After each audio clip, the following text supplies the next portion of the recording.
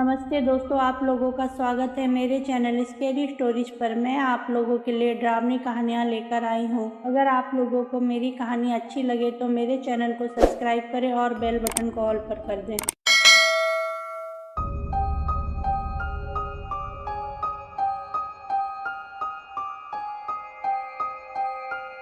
दोस्तों, ये कहानी गया की है। श्रेया गया में पढ़ने आई थी और एक हॉस्टल में रुकती है। श्रेया बोलती है, मैं अभी हॉस्टल में अकेले ही थी और धीरे धीरे हॉस्टल के और भी रूमों में लड़कियां आ रही थी और मेरे रूम में मेरे अलावा 3 और लड़कियां आई। उनमें से सबसे पहले पूजा आई और मेरी उससे अच्छी दोस्ती हो गई। वो मेरी बेस्ट फ्रेंड बन गई क्योंकि मेरे और पूजा के सेम सब्जेक्ट थे, इसलिए मैं और पूजा हर जगह साथ में रहते थे और साथ में जया और कोमल भी रूममेट होने के कारण हमारी दोस्त थी। हम रात में बहुत सी बातें करते थे और अक्सर रात को जया कॉफ़ी बनाती थी तो हम भी कॉफ़ी एंजॉय करते थे। हमारे कॉलेज के बगल में एक घर था जिसमें 2 फ्लोर थे, लेकिन वो घर एकदम खाली था। पर छत पर ना जाने पेड़ पौधे मुरझाए हुए थे। जब उसमें कोई रहता नहीं था तो वहाँ पे पेड़ पौधे कहाँ से आए और वो भी मुरझाए, ऐसा कोमल सबसे बोल रही थी। जब मैंने उस घर के लिए हॉस्टल के चौकीदार से पूछा तो चौकीदार ने बोला कि पता नहीं, मैंने सुना है कि जिसने ये घर बनवाया वो मर गया और खरीदने वाला भी कार एक्सीडेंट में मर गया। तभी से इस घर को सब लोग मनहूस कहते हैं और वो घर खाली है।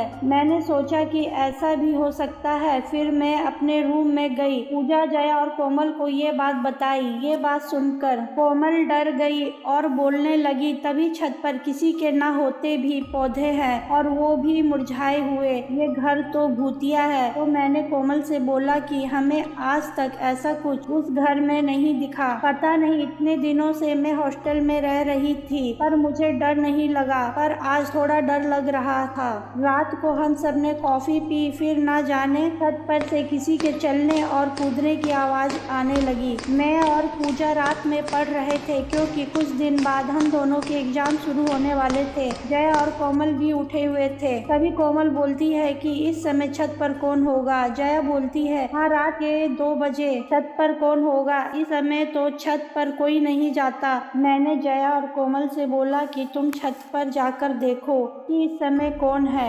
पूजा बोलती है, हाँ, मेरा पढ़ाई में ध्यान भी नहीं लग रहा है। फिर जया और कोमल छत पर जाने के लिए सीढ़ी चढ़ते हैं और छत के दरवाजे पर ताला बंद देखकर कोमल पूजा पर फोन करती है और बोलती है कि छत के दरवाजे पर तो ताला लगा है। पूजा बोलती है कि नीचे छत पर से किसी के भागने की तेजी से आवाज आ रही है। तो कोमल पूजा को बोलती है कि तू छत की चाबी लेकर आ। पूजा छत की चाबी लेकर जाती है और वो लोग ताला खोलते हैं पर उन्हें छत पर कोई नहीं दिखता। फिर वो लोग जल्दी से ताला बंद करके नीचे रूम में आ जाते हैं। श्रेया बोलती है, ऊपर क्या था, मुझे तो नीचे बहुत भागने की आवाज आ रही थी पर अब ये आवाज बंद हो गई। कोमल बोलती है कि छत पर तो कोई नहीं था। फिर वो लोग थोड़ी देर बाद सो जाते हैं। अगली सुबह उसके रूम के बगल वाले कमरे में सीमा आती है। वो श्रेया, पूजा और कोमल जया से दोस्ती करती है। अब सीमा भी उन लोगों के साथ रहती थी। रात में जया ने कॉफी बनाई तो सीमा भी साथ में पीने आई और सीमा ने बोला कि चलो छत पर चलकर कॉफी पीते हैं, पर छत पर जाने से सब मना कर देते हैं। फिर सीमा श्रेया से बोलती है कि हॉस्टल के बगल में जो घर है इसमें जो लड़की रहती है वो कुछ अजीब नहीं लगती। जब मैंने सीमा की ये बात सुनी तो मैंने सीमा से बोला कि वो घर तो खाली है, उसमें कोई नहीं रहता है। पर सीमा बोलती है, नहीं, मैं तो हमेशा एक लड़की को खिड़की पर खड़े देखती हूँ। वो कुछ अजीब से कपड़े पहने हुए रहती है, बस खिड़की पर खड़ी रहती है। मैंने जब सीमा की बात सुनी तो मैं कुछ डर गई और फिर मैंने सीमा को चौकीदार के पास ले जाकर पूछवाया। तब सीमा को मेरी बात पर यकीन हुआ। सीमा की बात सुनकर मेरी सारी दोस्त डर गई थी। रात हो चुकी थी। तभी सीमा हमारे कमरे में आकर बोलती है कि आज मैं तुम लोगों के साथ सो जाऊं। तो मैंने बोला कि यहाँ पर सिंगल बेड है। तो सीमा बोलती है कि चारों बेड को एक साथ कर दो तो मैं भी यही सो जाऊंगी। सीमा अपने कमरे में अकेले रहती थी। फिर सीमा हमारे कमरे में आ गई। तभी रात में फिर से छत पर बहुत भागने की आवाज आने लगी। सीमा डर से कांप रही थी। मेरा ध्यान सीमा पर था और पूजा, जया सीमा को शांत करती है। कोमल कोमल सीमा को पानी पिला ही रही थी कि तभी दरवाजे पर दस्तक होती है। खटखट। हम सब घबरा जाते हैं। मैं जाकर दरवाजे के पास पूछती हूँ कौन है, पर कोई नहीं बोलता। कुछ देर बाद फिर से कोई दरवाजा खटखटाता है। मैं दरवाजा खोल कर देखती हूँ, दरवाजे पर कोई नहीं होता। मैं दरवाजे से सिर बाहर करके देखती हूँ तो बाहर पूरा सन्नाटा था। फिर मैं दरवाजा बंद करके अपनी कुर्सी पर बैठती हूँ। तभी बाहर किसी के भागने की और दरवाजे पर कुछ खरोचने की आवाज आती है, जैसे कोई दरवाजे पर किसी नशीली चीज से खरोच रहा हो। हम सब लड़कियां बहुत डर जाते हैं।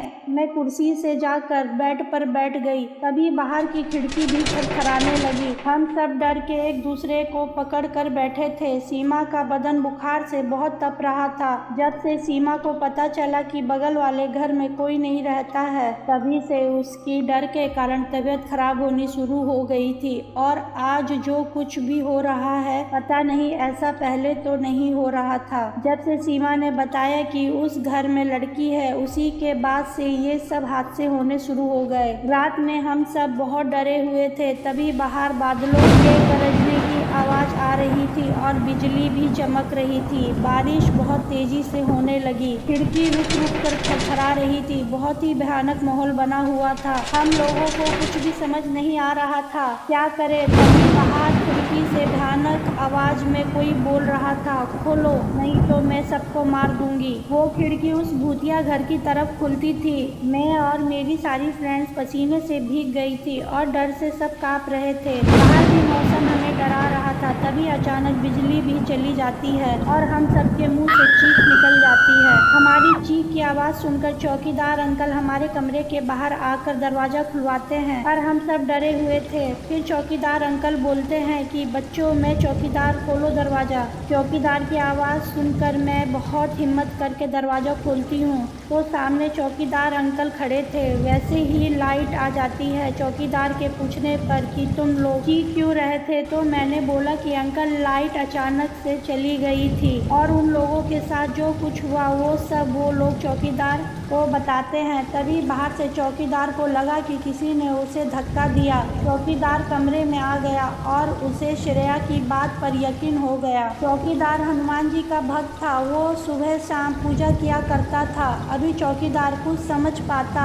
उससे पहले दरवाजे पर एक परछाई दिखाई देती है। सब डर के फिर से चीखते हैं। चौकीदार हनुमान चालीसा का पाठ करने लगता है। चौकीदार के साथ सारी लड़कियां हनुमान चालीसा बोलने लगती हैं। फिर कुछ देर में वहां पर शांत हो जाता है। चौकीदार बोलता है, अगर तुम लोग पहले ही हनुमान चालीसा का पाठ कर लेते तो ये मुसीबत ही नहीं आती। मैंने चौकीदार से बोला, अंकल हम सब बहुत डर गए थे, इसलिए हम सबको ये ध्यान ही नहीं रहा। सुबह होते ही श्रेया, सीमा, जया, कोमल, पूजा उस हॉस्टल को छोड़कर किसी दूसरे हॉस्टल में चली जाती हैं। सीमा श्रेया से बोलती है कि वो भयानक रात मैं कभी नहीं भूल सकती। दोस्तों, आप लोगों को अगर मेरी कहानी अच्छी लगे तो मेरे वीडियो को लाइक और कमेंट करें और मेरे चैनल को सब्सक्राइब करें।